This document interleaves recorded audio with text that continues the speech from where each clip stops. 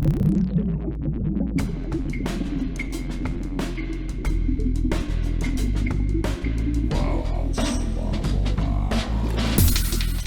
listening to ArTEEtude, a podcast with artists created and produced by Detlef Schlich, a visual artist and ritual designer, living and loving in West Cork, and best known for his essay about the cause and effect of shamanism, art and digital culture.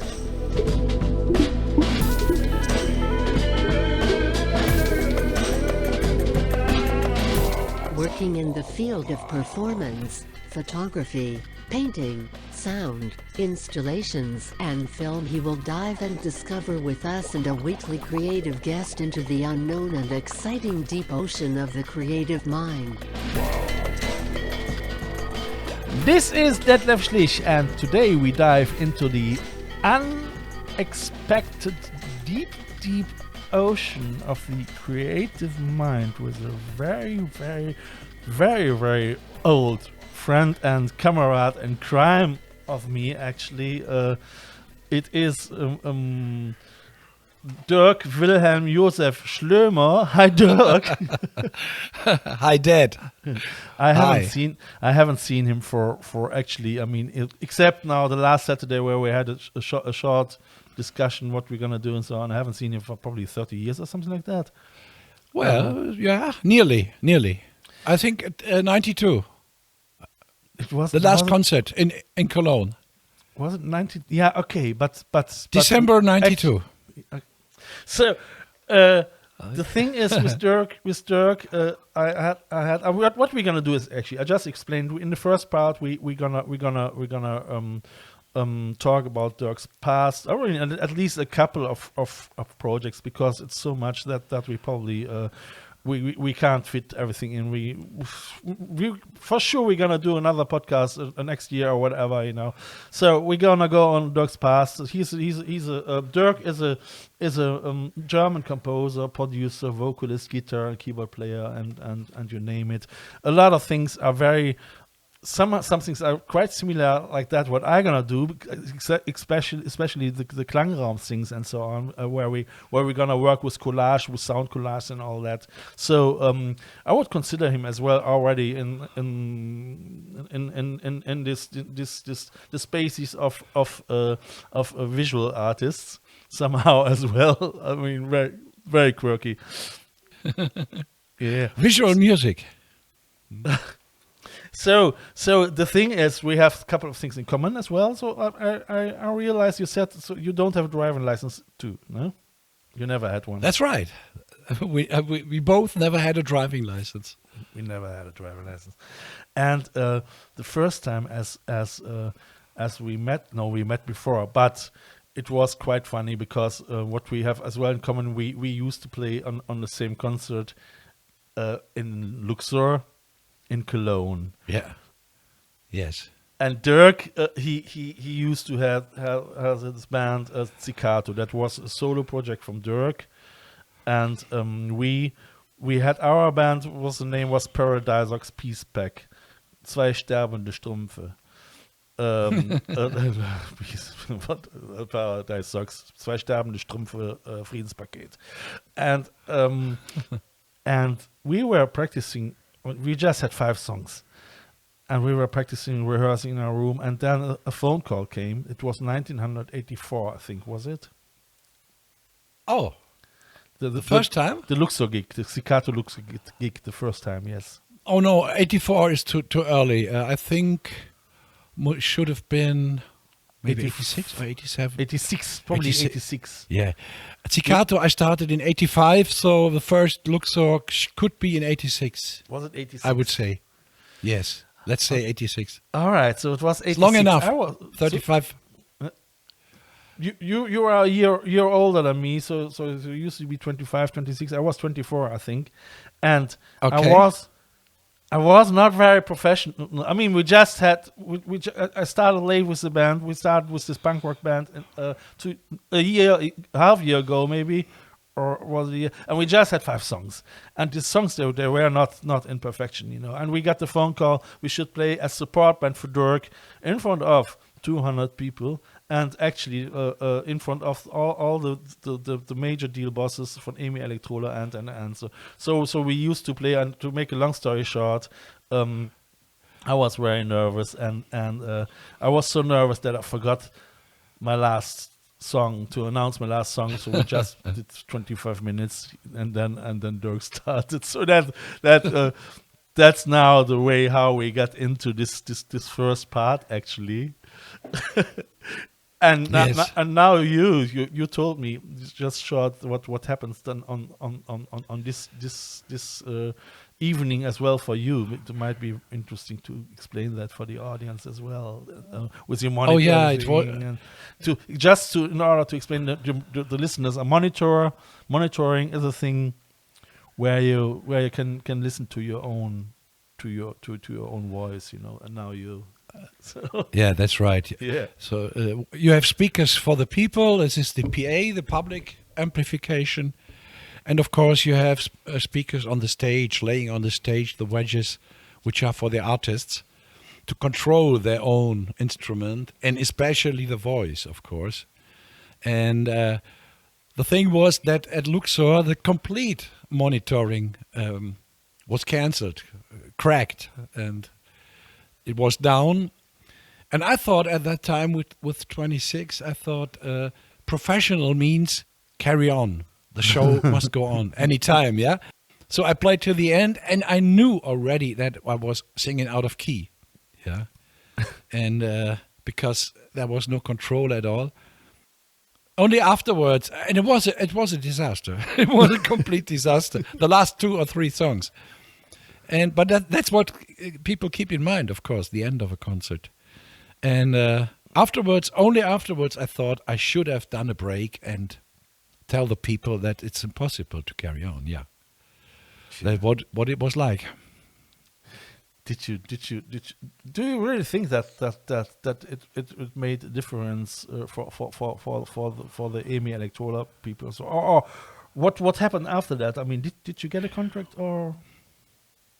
I had a contract, and yes, they carried on. I could not say nowadays that it was, a disadvantage in the end. But somehow you could realize that, you know what the difference is if you feel good and can take the people with you, or if you just bring it over the line, over that's a difference. Yeah. And so it was not bad. They were not shocked or something. But I had the impression I could have done much more if I was self-assured, Would have been. Yeah, no, I know exactly what you mean. So I mean, that was probably in my case worse. As I said, oh shit, there was another song. I understand. You forgot the last song to announce.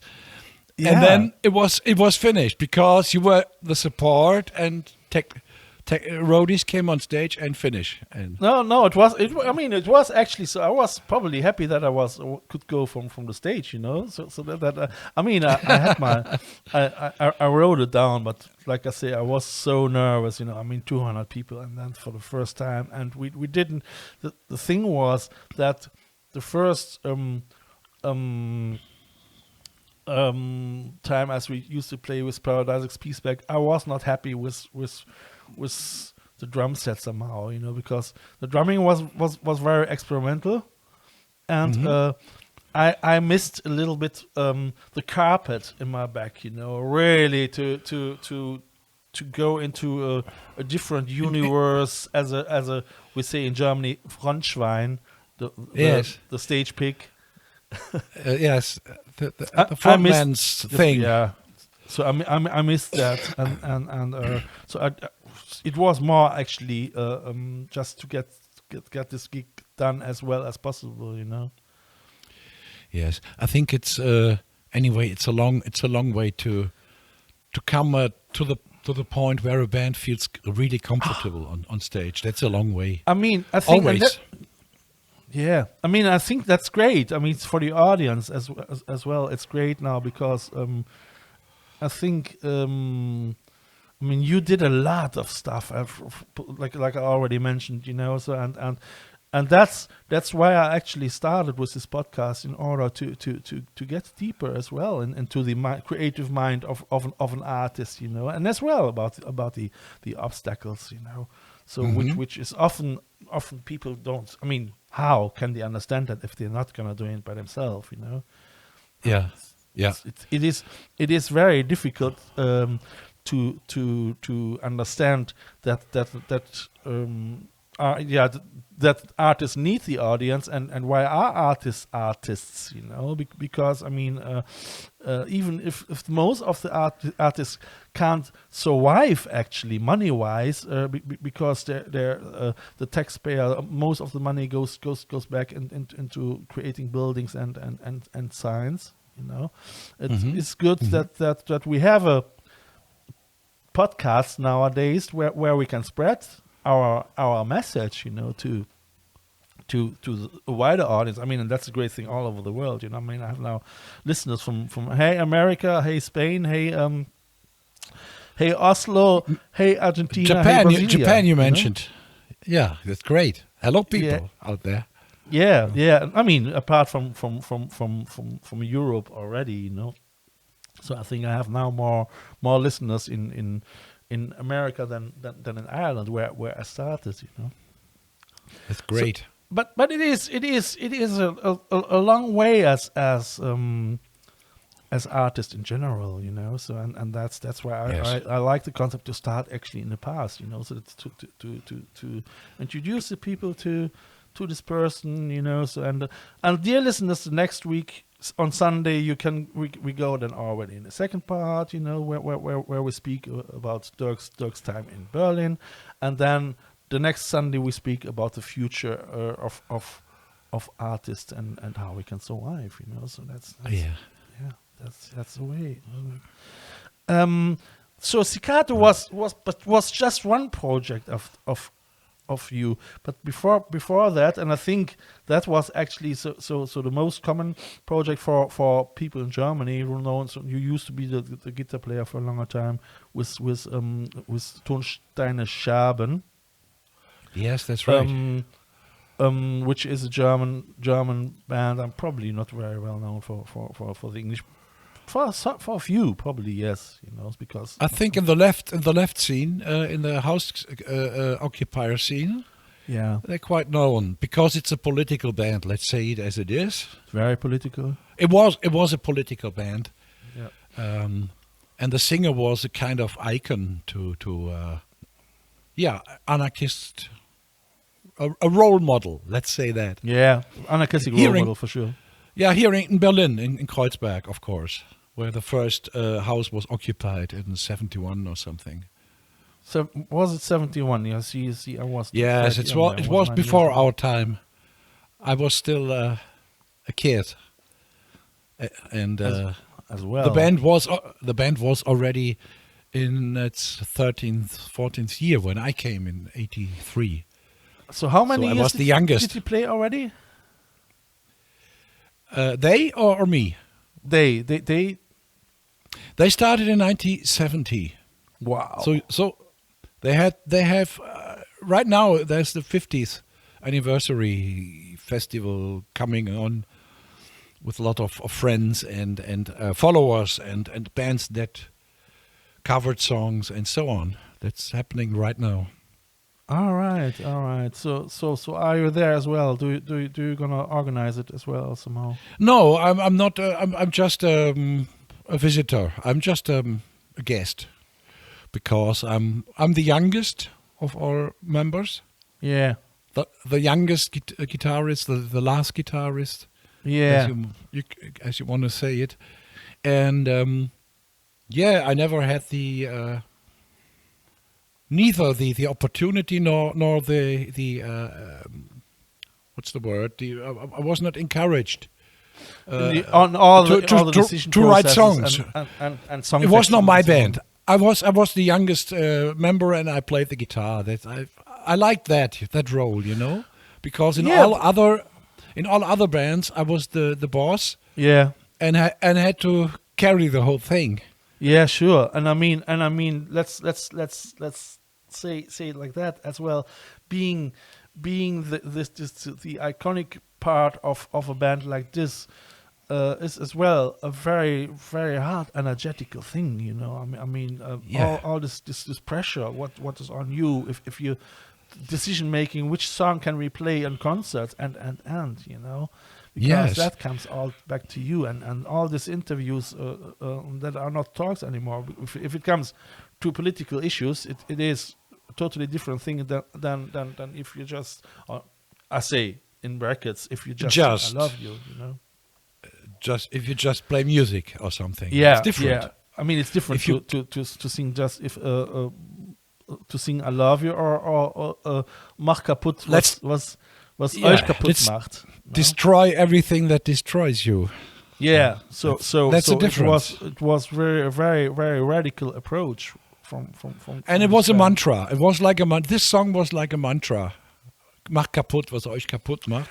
Because up to now, it's on any bridge or house that is teared down, on any wall, you can see that graffiti, destroy what destroys you.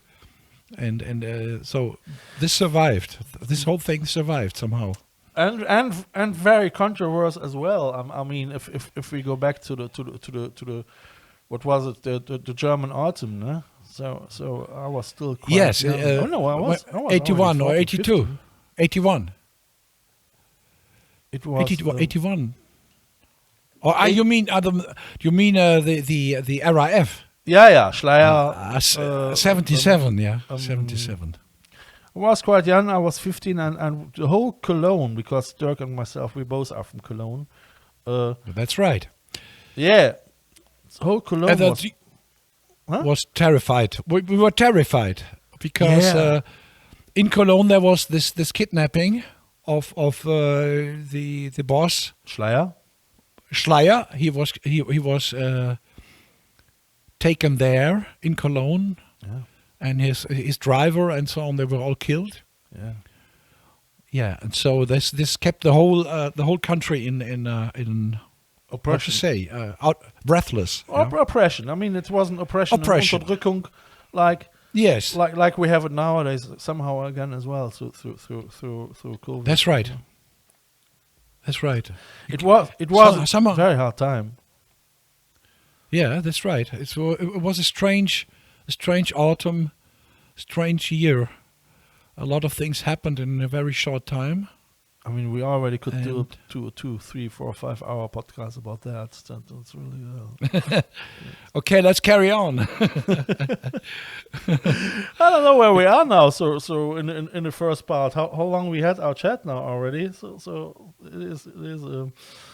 You must decide. No, we can talk about the Scherben a little more, of course. Yeah, no, Because that I band- mean, Tonsteine Scherben is such a subject, such a complex thing. I mean, I researched this weekend a little bit about that, and I came then along Rich Schwab as well, because I'm in contact Right. with him, and I might take him in some podcast sometime.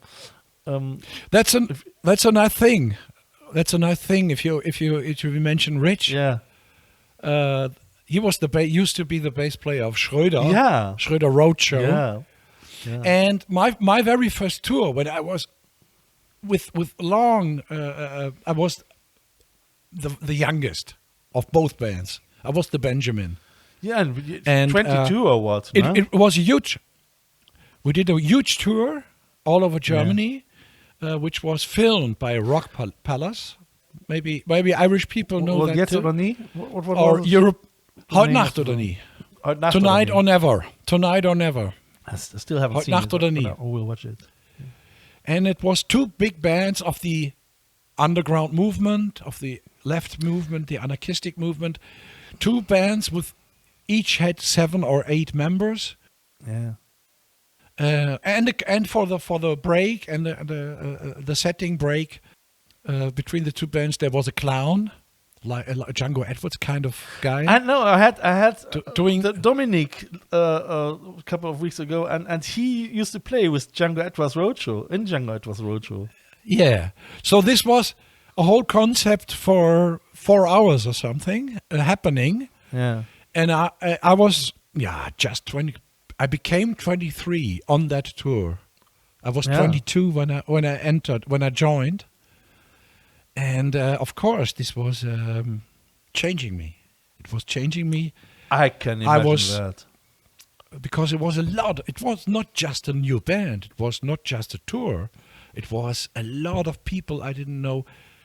In all the cities, both bands had friends that you and I knew from the TV, like Fassbinder, the famous. Oh, this intellectual scene as well, for sure.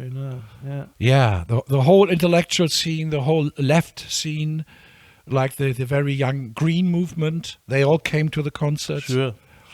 Yeah, and a lot of musicians, German musicians like Nina Hagen, and they all listened to Steine Scherben at that time. It was the great thing was we had a great left wing in the 80s actually right, yeah.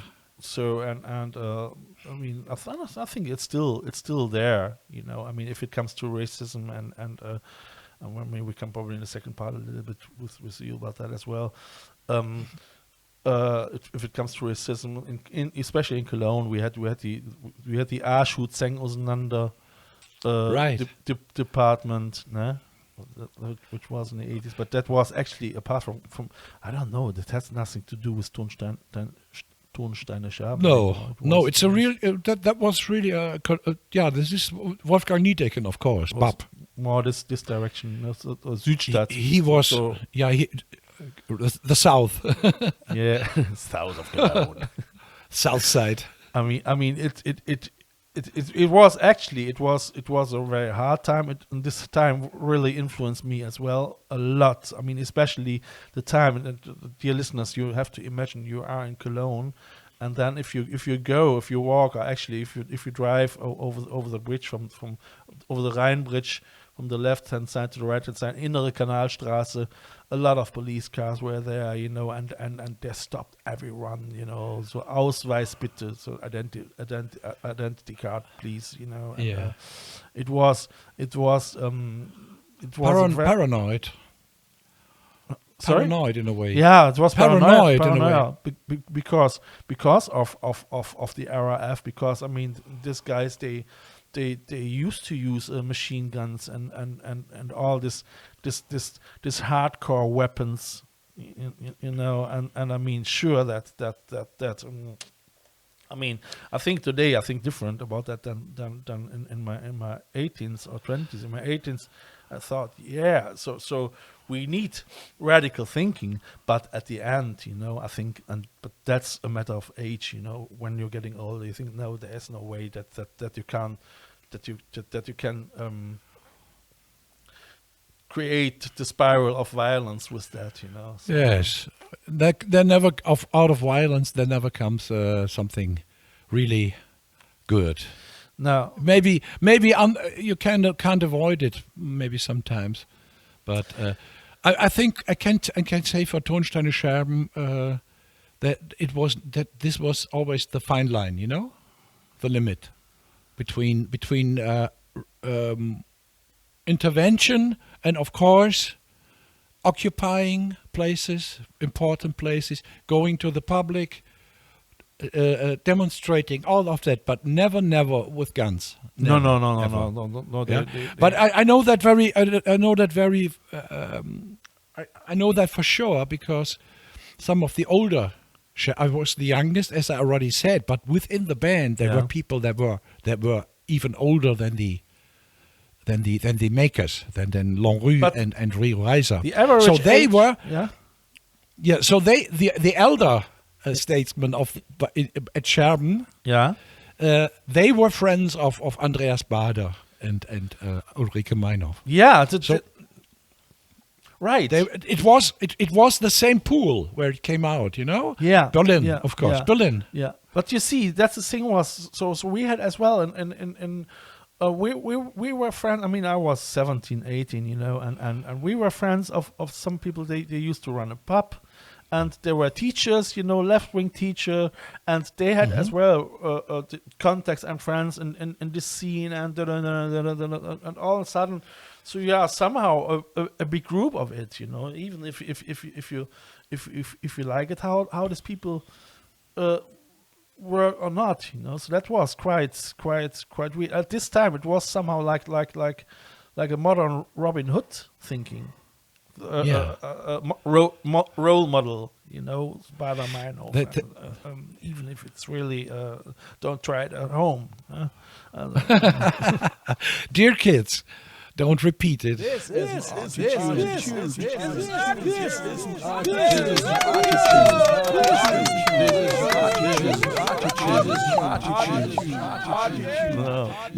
No, it was, it had in the beginning, it had an image like that, like let's say the late 60s, early 70s. They were like playing games, playing vicious games. And then they started killing people. That's where it all changed very much, very soon. And the people like us, they were in the middle with some moral questions as well, no? Yes, we were younger. We were both younger. We were you were 17, I was 19 maybe, or 18. 17, 8. I was 17. You were 15 or something. Yeah. And 2 years different. You happy birthday actually to you, because his birthday was on Sunday. So yes, it's still illegal to congratulate. Just you and your dog. Sure. Sorry, it was probably just you and your dog, and both and both were wearing masks. So. Radio. Yeah, thank you, man. So happy birthday, and I mean, we had a lot of then everyone was from the left wing. Sure, was in discussions like this morally. So can I stand? Can I stay behind it? Can I support it anymore? And sure, and it was really. I think it was doing our head off from us all. We really.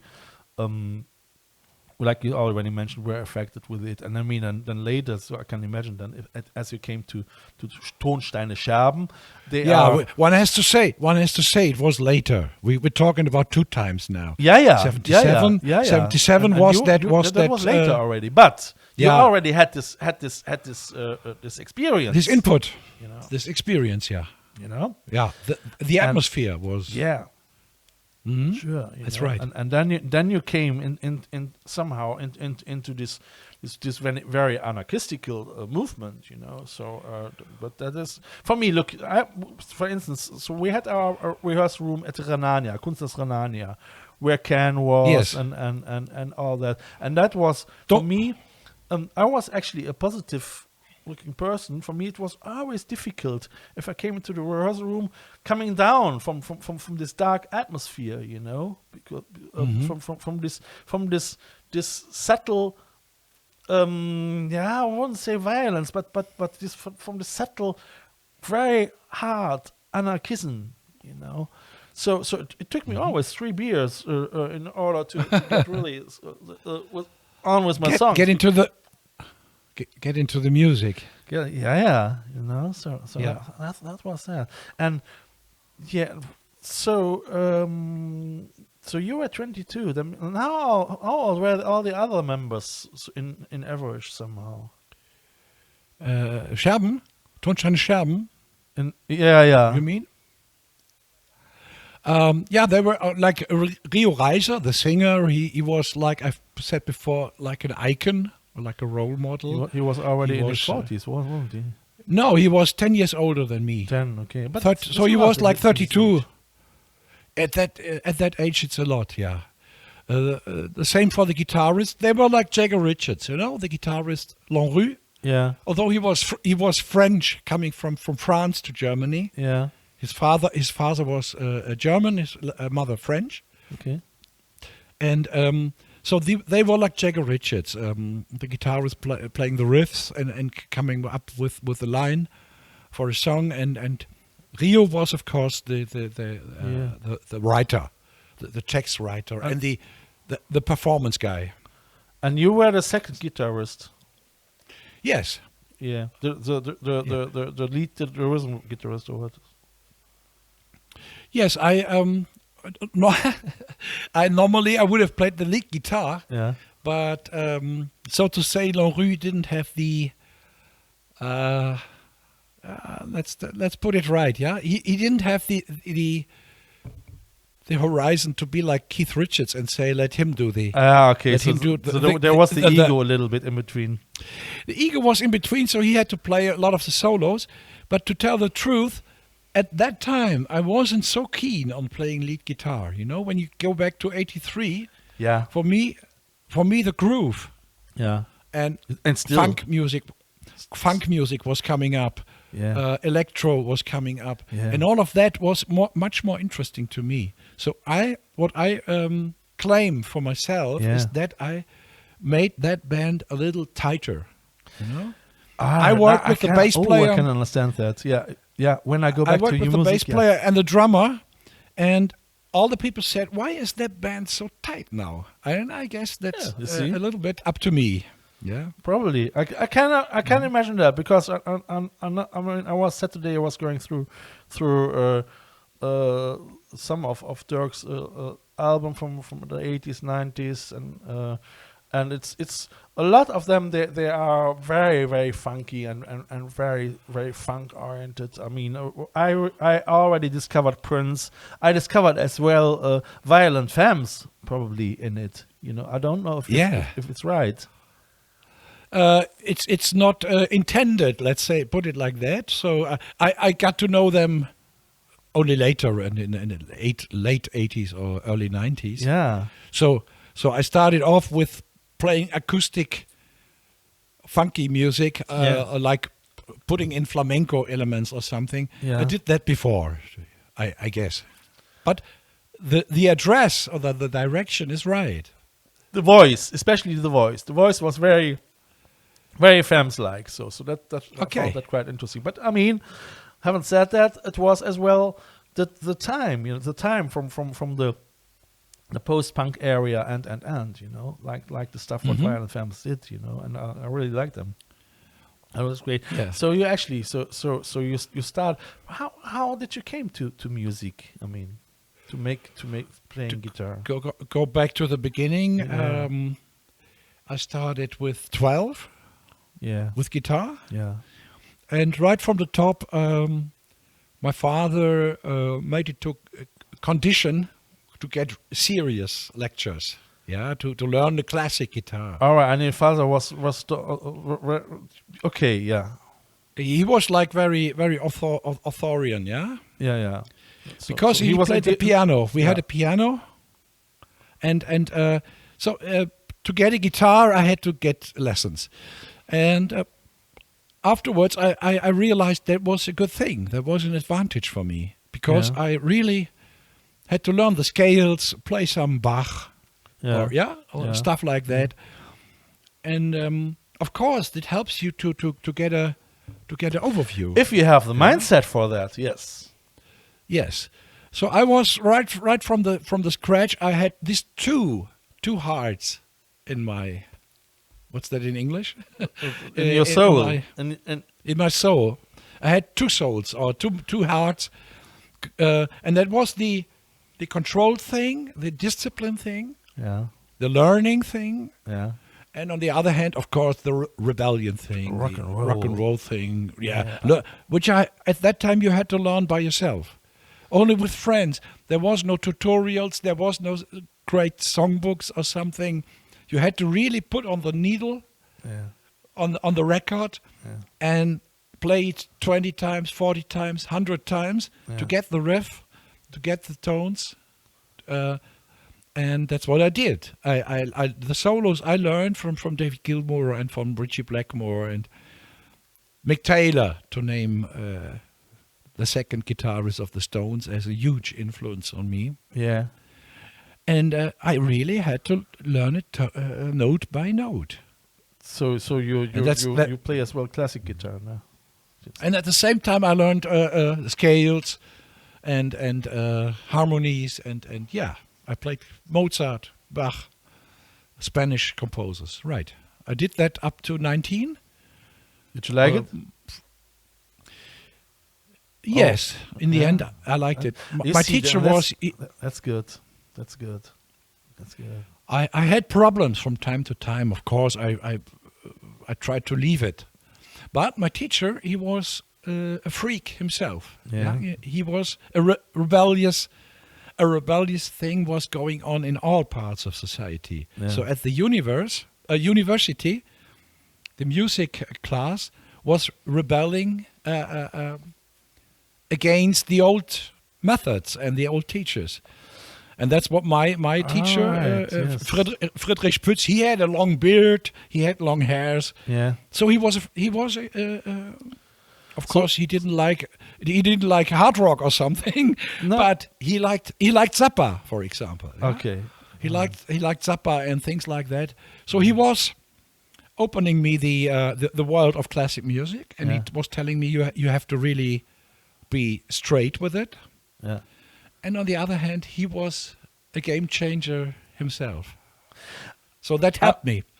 It's interesting actually because that was already as well a time where the institutional thinking was changing a lot as well. It was changing. through Baader-Meinhof and I mean through the time. And the other thing what I forgot is what I found very interesting, because we had a left wing chancellor, Helmut Schmidt, and it Yes. was actually, and that's the funny thing, that we have left radicals who were fighting against a left wing chancellor, against a government from the left wing chancellor. It was actually the last time that we had a left wing society. Chancellor at all. Yeah. And since then, Helmut Kohl, Angela Merkel, so it was all occupied by the right wings, and so there are no left wing terrorists anymore. So that is interesting either, you know. But I mean, either do we the new terrorists are can we say that are the neo-Nazis? I mean, Maybe. I mean, there is the Antifa still. And sometimes I'm happy that they're there, Yeah. because they help against the far right. sure. When you go to some regions in East Germany, there is the far right. The skins. They are ruling there. They're controlling the police. I know. They're They do. they're Yeah. threatening- Police Yeah, is they're afraid, threatening yeah. the burgermeisters and so on. Yeah, Yeah. and then it's good to know that the Antifa is there and they're making some happenings or performances to show them here's the limit, or we are still there. You're not left alone. With that. Yeah. Yeah. I would say Violence. this is the thing for the second part already. Okay, For, yeah. For now, I mean, it is. We can say all in all, as you mentioned, the 70s were a very good time. Yeah, as there- well, there was yeah. There was a good time in that sense that social issues were really on top, and it was possible to push them through, to push some ideas through, like Gesamtschulen, community schools, where all like a normal school, upper school, high school, it all was in one building or in one system. Yeah. And some of these ideas, they were realized, and I think it was a good time. It was a good time to grow up. I mean, I think times are always somehow interesting, you know, and it is all a matter of our perception. So what we're gonna do with it, and how we gonna feel it, you know. So I mean, often if it's just our personal perception, you know, and I mean, Yes, every generation got their own disease, you know. That's and I got mine. Who was singing that? Fury in the Slaughterhouse. What? No. Every generation got its own disease, and I got mine. Every generation got. No, there's another one. Yeah, All right. I think I would, no matter who sang it. okay. I would say we gotta That's go. why. That's why. Yeah. Sorry. No, tell me. That's why I mentioned it, to say I want to keep it like that, for me, that it was a good time. Yeah. Apart from my personal or subjective remembrance. Yeah. It's always, you can only judge times as a person. Yeah, you cannot judge it objective. Sure. So, No. so on the one hand, I was young. So this was my youth. I have no other. Yeah. Like you. No, sure. Yeah. But I'm convinced that it was really an outstanding good time. It was really a revolutionary time in art, in music. So many things happening. Fusion music was born. Metal was born. Electronic music was born. It all came up in the 70s. Yeah. From 86 to 80. New wave, punk. It all happened within 10 years. So that's, for me, it's it's a fact that this was really an innovative time. It was. It And- was. Yeah, It was. and later on, of course, maybe for younger people, the 80s were good too. But for me, it was already a time where money was ruling much more. In my perception, you know? Yeah. It Yeah, was sure, money sure. was ruling, and there was a time when I was making, as you mentioned, I was starting to make contracts and deals in the music industry, Yeah. and it was completely no respect for being a good musician or being a composer. It was just, do you have a hit? Oh, God. You have a hit or not? Yeah, this was the only. I couldn't deal with that. I was completely against major deals. Honestly, I mean, it took me 10 years into my 30s to convince me somehow that I have to find ways as an artist to survive. You know, so how to make money, somehow. So that was okay. I mean, but I would say this is a good point where we could start actually to introduce the audience with a song of you. What I gonna do? Like always, I gonna put the link of Dirk's projects into my description and to my podcast description, as well as into my YouTube description. That is. Do you have an Instagram account that is Dirk? What is Instagram? Yeah, Dirk Schlömer with O, without the Dirk. without the E, or for the English, or without the, what's that called in English? The umlaut. yeah, we the have two- an the we two- have the O with two dots on top.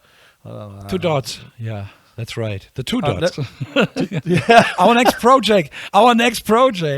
That the two dots. Schlömer All right. Schlich and the two dots is. Yeah. And so That wait, and dot. and then you have as well Facebook account. Facebook. Yeah, I'm doing. To be honest, with Insta, I don't have so many. Not yet. Not yet. I'm not really into it. But Facebook, of course. Yeah. Facebook. Yeah, so I you have. want- I have for several. I have for my label an account, Amygdaland, it's called, and I have ornamental, as you mentioned before. yeah. So Facebook is the right. All right, thing so to find me. so you can contact Dirk on Facebook, and I mean for sure on Spotify, and you can buy his things on Bandcamp, I think. No? Or what is it? Yeah, mainly. So and Spotify as well, or what is your preferred platform for The thing is, if we come to that, that's of course a presence theme. Or okay, presence so issue. so we're gonna go into the present to that later. That's good. Yeah, but you want me to play? and that's yeah, okay. No, hang on. First of all, what we're gonna do is we're gonna play now a song from the past, and you have to tell us which song we're gonna play, and then we're gonna play that, and after that we're gonna come back for the end. So we're gonna do that. Yeah, I chose a song from a project that is called Tabula Rasa, which is very important to me because it was at the end of Zikato that you mentioned, where we met. Yeah. Live, where we met live. Yeah. And I had to finish this project because of troubles with my company, EMI. Yeah. They was putting a lot of pressure on me, and I was no longer able to commit to that commercial thing anymore.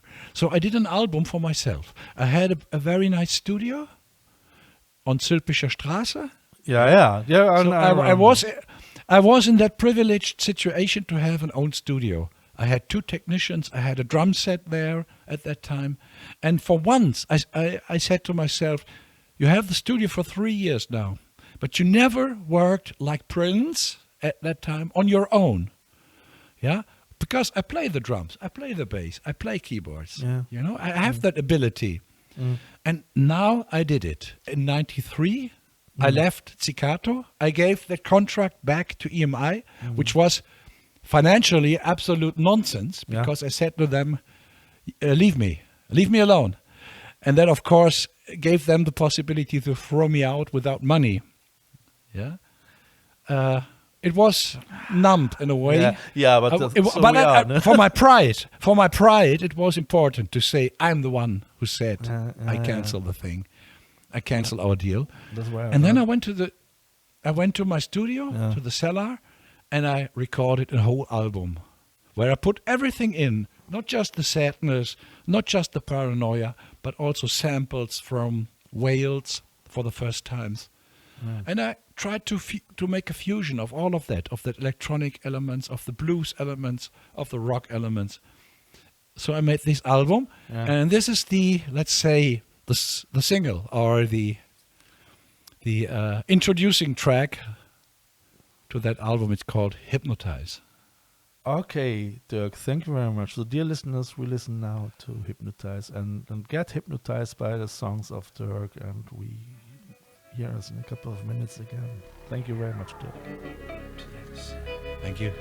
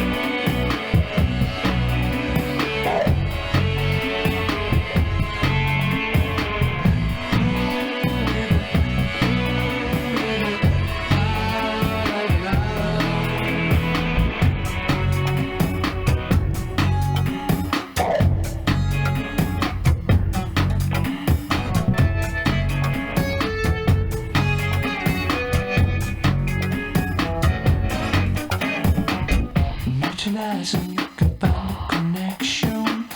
Mutualize and you can see your right star. hypnotize, call for the action. Hypnotize, hypnotize, fall into the night.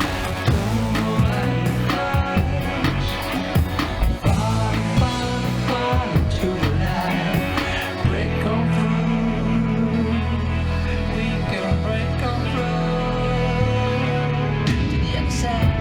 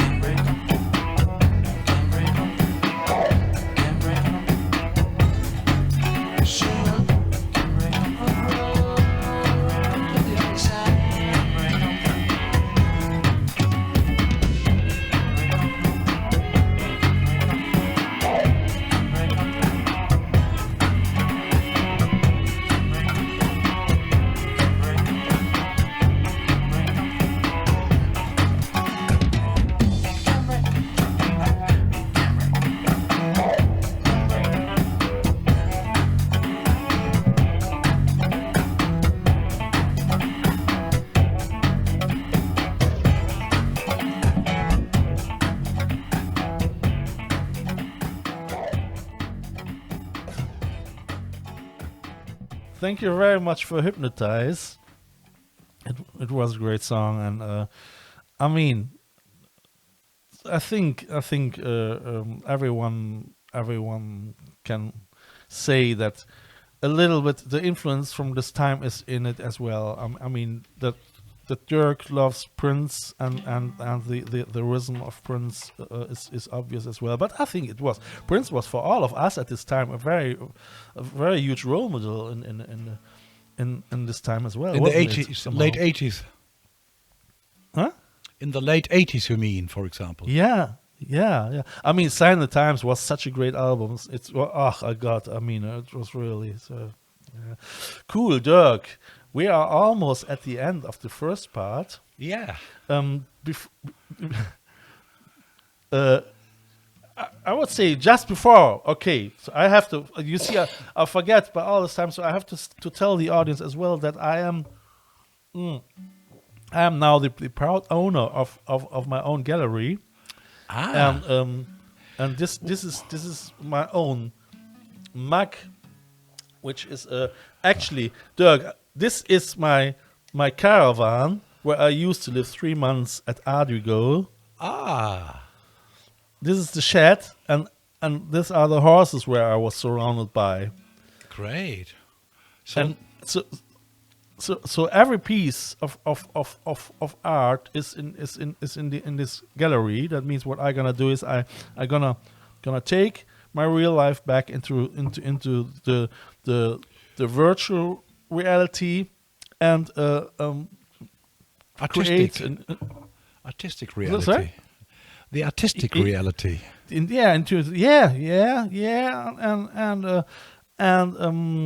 Create little pieces of art in that, and people are available. Actually, the people are able to buy things like that for a reasonable price, which is, a way. But for that, we can probably as well in the second part. For artists, it's always difficult to find a way to make money because they don't like actually money, not really. So for me, it's as well quite difficult to advertise for myself, but I have to learn that, because otherwise, I can't replace my teeth, So it's so as well, like this T-shirt here. This is it came yesterday. All right. And this is ArTEEtude. This is from this is actually my logo. Yeah. So I'm gonna start now with merchandising. Other people call it merchandising. I call it more an online gallery, and people are able. Every piece is done by myself, and It comes just in time for the spring. The shirt comes just in time for spring. It's very very colorful. Spring. It's very colorful and full of flowers and looks very nice. So, but dear people, like always, you can then actually watching this podcast a week later after it comes on every common podcast host like Apple, Spotify, Google Podcast, and you name it. I would say at the end, we have a little preview, a little snippet from Dirk's one of probably latest song, anime pandemic. Actually, it's about pandemic. I mean, tell yourself something. Maybe. Yes. To introduce people to it, it's a special song because it's the first time I sing in dialect. Yes, in our dialect, in Cologne dialect, which is called Kölsch. Yeah, I don't know. I don't know how people in Cork can understand it. There are lots of little regional differences in Ireland. I know that. But do you have dialects like that? Yeah, but and especially Cork and Cologne are twin towns. They're partner towns, and we have the Höhner and the Galleons. They are very close together, and the Höhner, they write songs for the Galleons, and the Galleons probably for the Höhner as well. The Höhner wrote one top 10 hit called The Langer, and The Langer it was 15 years ago. It's something like asshole, and it was Langer, he's just a Langer. And the Höhner, they made a song out of it, and they said, wir machen einfach Langer. That's why. Now I know why the Höhner use so much Celtic elements. They are quite clever, They use all the thread songs from Ireland because they don't have to pay any copyrights. That's a traditional music. Yeah. It is. Ich bin ein Räuber. Is I'm a rover, seldom sober. I'm a rover, please Maria.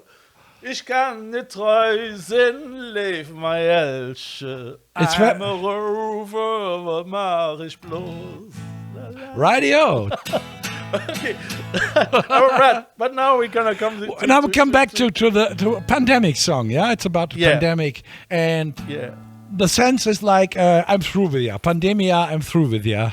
One could say.